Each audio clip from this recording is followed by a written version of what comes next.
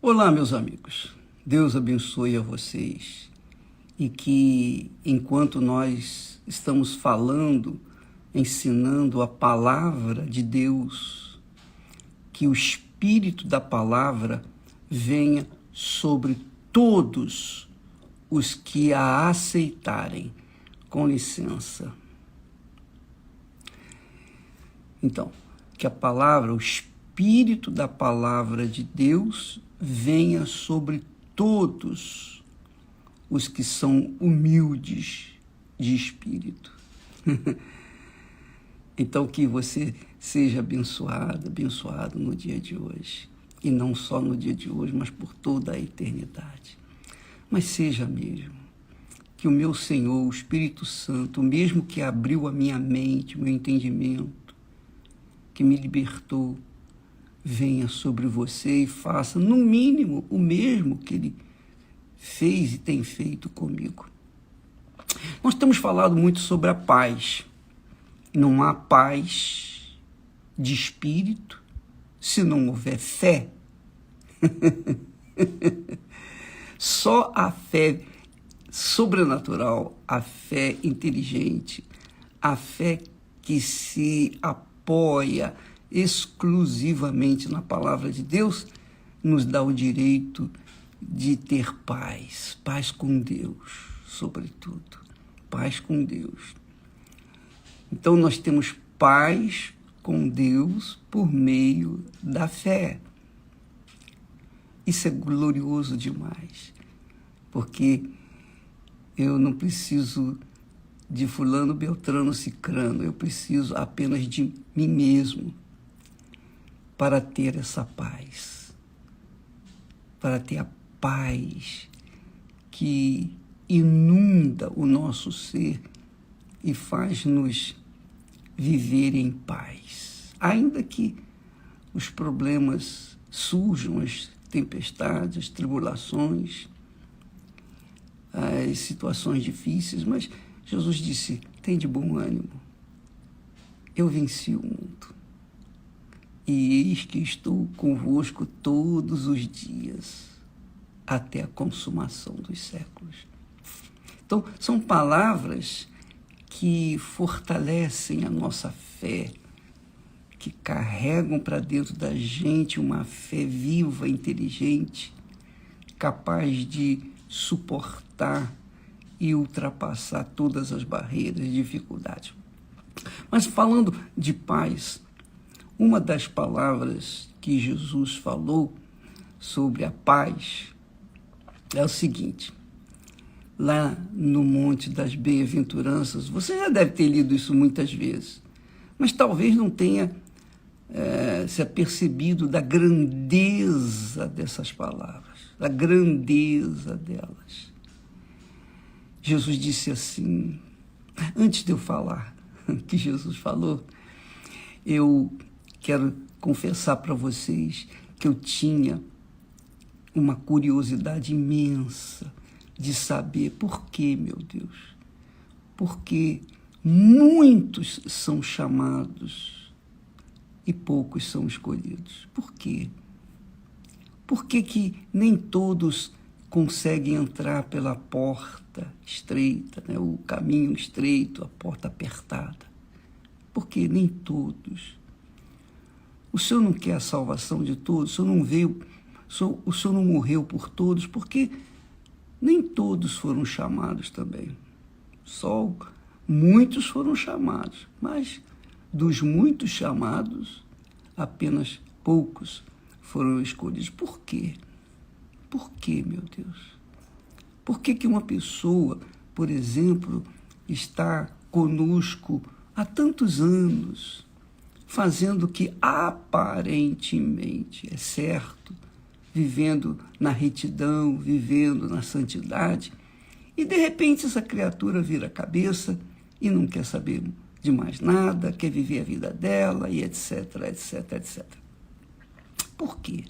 Por que que a pessoa pega a coroa da vida e de repente, eu não quero coroa, não. Eu não quero coroa da vida, coisa nenhuma, eu quero dinheiro.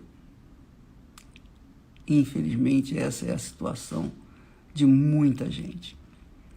Mas a questão ficou até o dia que Deus, na sua infinita misericórdia, me revelou. Ele disse assim: bem-aventurados, todos nós sabemos que significa dizer felizes, felizes, felizes ou bem-aventurados os que têm fome e sede de justiça, porque eles serão fartos. Então, quem tem fome e sede de justiça será farto, com certeza. E fome e sede de justiça, o que significa isso? Isso vem responder à pergunta que eu tinha comigo. Por que somente poucos são escolhidos? Porque a maioria, não é a maioria. Por que não todos? Aí vem a resposta. Fome e sede de justiça é fome e sede de tudo que é justo, tudo que é correto, tudo que é perfeito, tudo que é puro, tudo que é digno, tudo o que Deus é. Porque Deus, acima de tudo, é justiça. E porque Ele é justiça, aqueles que têm fome e sede de justiça têm fome e sede de Deus. Tem fome e sede de Deus.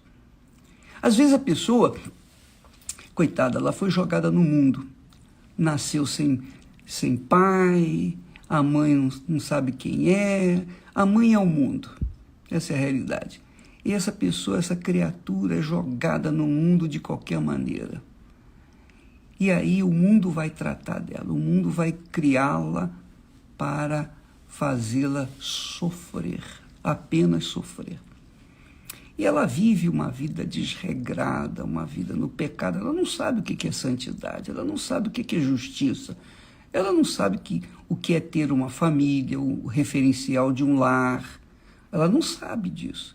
Ela vê nos outros, ela vê nos filmes, ela vê nas novelas, ela vê, mas ela não sabe o que é ter uma mãe, um pai, referenciais de família. Então ela não aprende, ou ela não aprendeu, o que é justiça, o que é certo e o que é errado. Tudo que ela faz é movido pelo coração. E o coração a gente sabe que é enganador. O coração é o maior inimigo do homem. É o maior inimigo do homem. Porque o homem o carrega dentro de si 24 horas por dia. E ele está sempre enganando, sempre iludindo. Então, quando uma pessoa dessa, que não teve princípio, não teve referencial de família, que não teve o calento, o carinho, a atenção, o ensinamento da sua mãe, do seu pai. Eu me lembro, quando eu era criança, minha mãe me corrigia, me ensinava. Ela me ensinava com paciência. Já o meu pai era na base do sopapo. Essa é a realidade. Se eu não aprendesse, eu ia apanhar. Então, ou na base do sopapo ou na base do amor, graças a Deus, eles me deram uma consciência do que é certo e do que é errado, do que é justo e do que é injusto, do que é pecado e do que é santo. Então, graças a Deus, eu tive esse conhecimento. E foi por isso que eu tinha sede e fome de justiça, porque eu via tantas coisas erradas.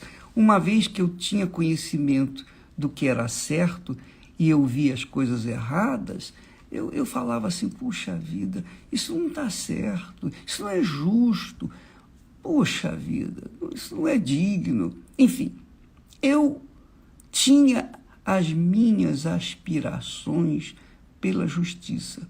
No fundo, eu tinha fome e sede de justiça. Ou bem ou mal, eu tinha.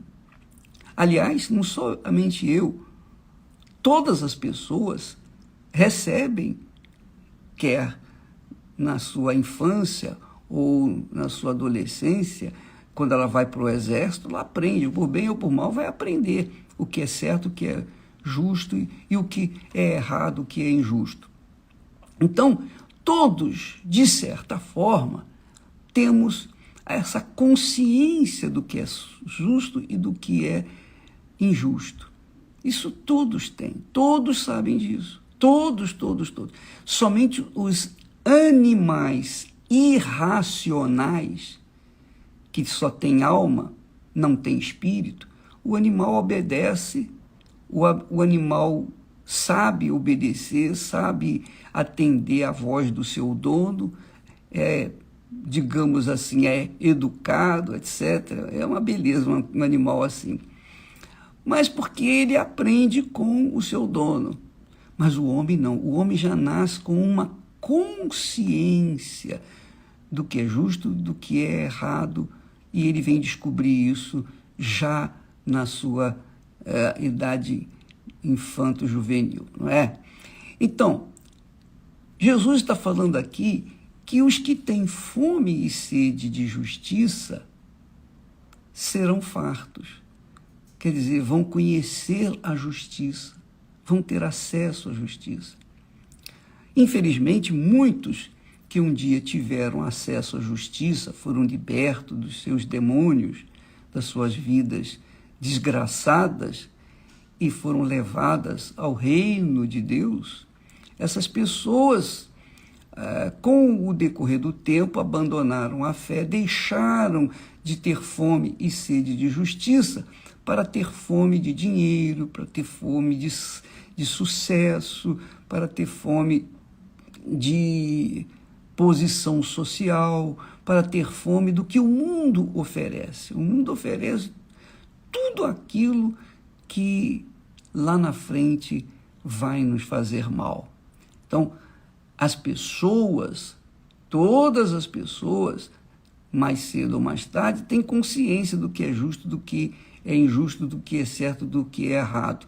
Mas quando a pessoa toma conhecimento do que é justo e se farta desse conhecimento, ou se enjoa desse conhecimento e quer gozar um pouquinho o mundo, né? Muitas pessoas dão um testemunho aí, eu nasci na igreja e tal, mas quando eu comecei na minha adolescência, eu quis conhecer o mundo, eu ouvia falar de baladas, eu ouvia falar disso, daquilo, etc.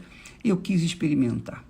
E essas criaturas entraram pelo mundo da curiosidade do que era mal e acabaram no inferno. Mas Deus foi misericordioso com muitas delas e estendeu a mão e as salvaram. Por quê? Porque elas foram para o mundo, mas ainda assim conservaram dentro de si o temor para com Deus. Ainda que vivendo no pecado, ainda que toda suja, enlameada pelo pecado, mas lá no fundo da sua alma havia uma sede de justiça, fome e sede de justiça. Então Deus, com certeza, dá essa chance para essas criaturas e elas são salvas. Mas há outros que tiveram experiência com a grandeza de Deus, com a justiça de Deus e abandonaram a fé, simplesmente abandonaram a fé. Provaram até o dom do Espírito Santo, provaram os poderes do mundo vindouro, mesmo assim viraram as costas, foram, desanimando da fé, da justiça, porque a fé é o que traz a justiça, é a fé que traz fome, sede de justiça. Então, quando a pessoa enjoa ou tem aqueles marasmos e as suas cobiças começam a aflorar no seu coração, elas deixam o que é justo, o que é certo, para mergulharem nas fantasias que o mundo se nos oferece. Minha amiga, meu amigo, preste bastante atenção. De repente você é aquela criatura que está dentro da igreja. Você está dentro de uma igreja, de uma denominação, e você não vive no pecado. Não vive no pecado. Você tem a sua vida normal, você tem o seu comportamento de acordo com o que você aprendeu da palavra de Deus. Mas, de repente, você é aquela criatura que já não tem mais aquela aspiração pelo que é justo, porque você já teve acesso à justiça, que é a Deus. Então agora você sente um pouquinho de atração pela fantasia, ou as fantasias que o mundo oferece. E de repente, pouco a pouco, você está se inclinando para as injustiças. Pouco a pouco você está se inclinando para o que é errado. Pouco a pouco você está se enamorando com o pecado. Quer dizer, pouco a pouco, o temor do Senhor foi se esvaziando de dentro de si. E aí, você se encontra frio, as orações já não fazem tanto efeito. Você lê a Bíblia e você fala assim, isso aqui eu já sei, isso aqui eu já sei, isso aqui eu já li, já li isso aqui. Mas você não medita na palavra de Deus, você lê a Bíblia. Você sabe que tem muitas pessoas que são viciadas na Bíblia.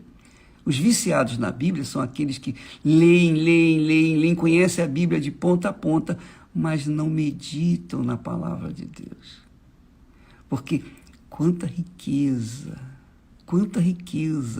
tem, né, nesse verso, nesse simples verso que Jesus falou, bem-aventurados que têm fome e sede de justiça, porque eles serão fartos. Ele garante que os que mantêm sua fome e sede de justiça serão fartos, porque cada dia, o pão nosso de cada dia, ele vai dando para cada um de nós e vai fartando a nossa alma e fortalecendo, vai deixando a gente ter experiências com as tribulações, com as provações, mas não deixando a gente nunca sozinho, nunca, jamais. Então, com isso, a gente fica fortalecido, a gente fica abrigado no abrigo de Deus. É isso aí. A gente fica ali acolhido no abrigo de Deus. Então, quando vem as tempestades, quando vem os problemas, a gente está ali guardado, protegido, porque Deus prometeu. E Ele não pode falhar nas suas promessas. Deus falou e não pode falhar no cumprimento das suas palavras. Deus não se esquece de ninguém, muito menos daqueles que carregam consigo esse temor, que é a sede e fome de justiça. Muito legal mesmo. Eu fico muito feliz porque Deus me conservou, mesmo sendo um homem sujeito a erros, falhas, pecados. Puxa vida, quantas coisas erradas eu cometi, quantas vezes eu falhei com meu Pai, com meu Senhor. Mas nunca deixei que essa fé na justiça de Deus se esfriasse dentro de mim. Nunca. Então Deus me recompôs. Ele me levantou, me ergueu, me deu a sua poderosa mão. E graças a Deus nós fomos vivendo, lutando, vencendo. E às vezes realmente vem aqueles pensamentos, puxa vida, eu estou cansado. Às vezes você tem que ajudar os outros quando você mesmo está precisando de ajuda, não é verdade? Às vezes você tem que ter uma palavra que venha ao encontro da necessidade de alguém que está na beira do túmulo. Mas você está enfrentando situações piores do que aquela. E você tem que atender a necessidade daquela criatura, porque assim é a fé que tem sede e fome de justiça. Porque quando a gente carrega esse espírito, o espírito da fé, pela fome e sede de justiça, então a gente não fica sossegado, a nossa alma, a nossa consciência não vai se cansar de estender a mão para mais uma pessoa, pelo menos. Então, minha amiga e meu amigo, saiba disso. Deus é com você. Ele é justo, Ele é perfeito. Mas isso não é suficiente. Você tem que ter certeza que Ele vai fazer na sua vida o que Ele prometeu que faria. Ele é justo. A palavra que sair da minha boca não voltará para mim vazia, disse o Senhor.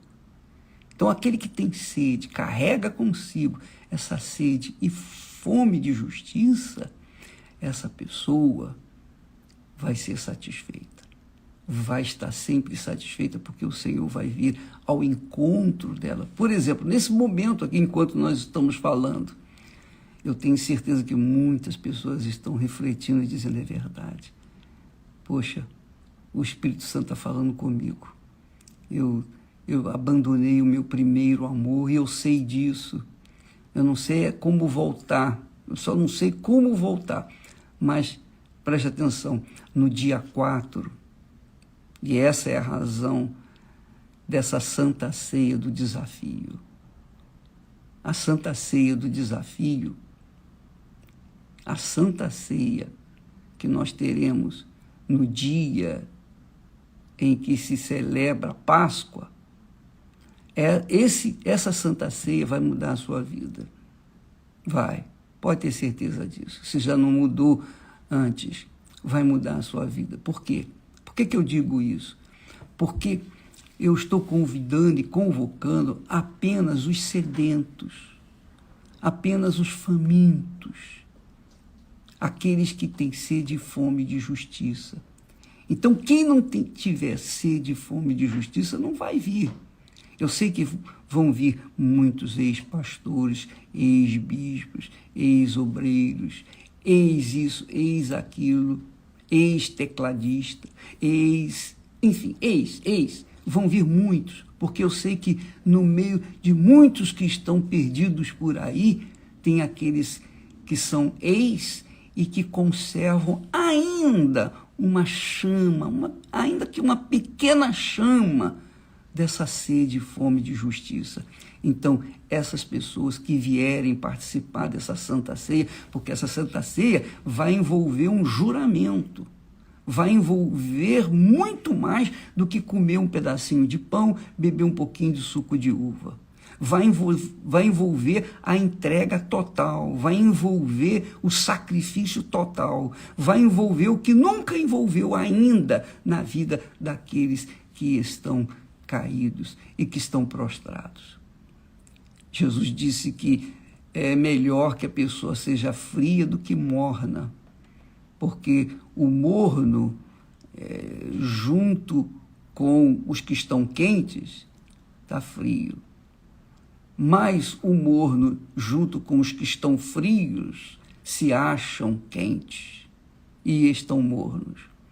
Então, essa situação, aquele vai, não vai, meio barro, meio tijolo, pessoa indefinida, que ora vai, ora não vai, enfim, esse tipo de gente realmente é muito complicado. E Jesus disse: estou a ponto de vomitar-te da minha boca. Então, nós vamos ter no dia 4 de abril, em todas as igrejas universal do Reino de Deus, em todo o mundo, nós teremos a Santa Ceia do Desafio, uma vida nova. Deus vai vir saciar. E nessa Santa Ceia vai ser diferente. Normalmente, na Santa Ceia, nós servimos, os obreiros servem as pessoas o pão e o vinho, não é verdade? Você mesmo que é obreiro tem servido outras pessoas. Pois bem, mas nesse dia, a exemplo do dia em que Jesus disse que quem não comer da minha carne, não beber do meu sangue, não tem parte comigo, nesse dia, Jesus ele mesmo pegou um pão e ele mesmo partiu e foi dando um pedacinho para cada um. Depois ele pegou um cálice e foi dando do mesmo cálice foi dando para cada pessoa. Cada um foi bebendo um pouquinho e depois ele bebeu. Então, nesse dia da Santa Ceia,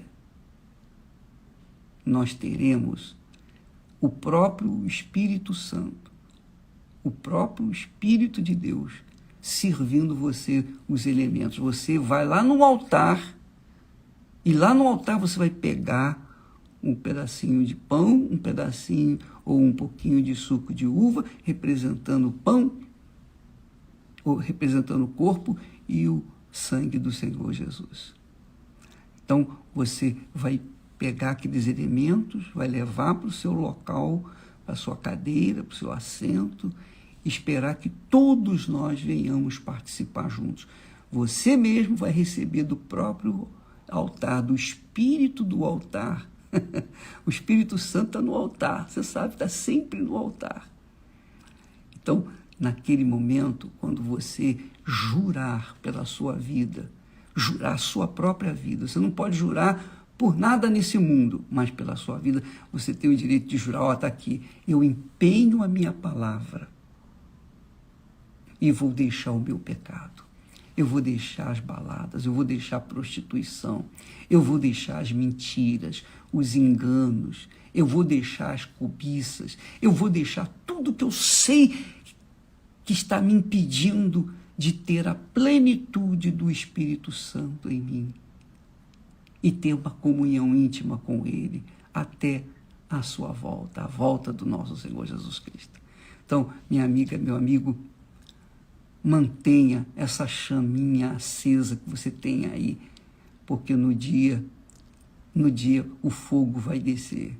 O fogo vai descer nesse dia 4 de abril, será memorável. Você vai escrever esse dia como o dia do seu reencontro com o Senhor Jesus. Para muitos será um reencontro, para outros será um encontro. Tá bom? Então, fica aí o nosso alerta. Essa é a mensagem que Deus nos deu. É a palavra que o Espírito Santo me deu para passar para vocês. Deus abençoe, então, a todos, em nome do Senhor Jesus. Amém.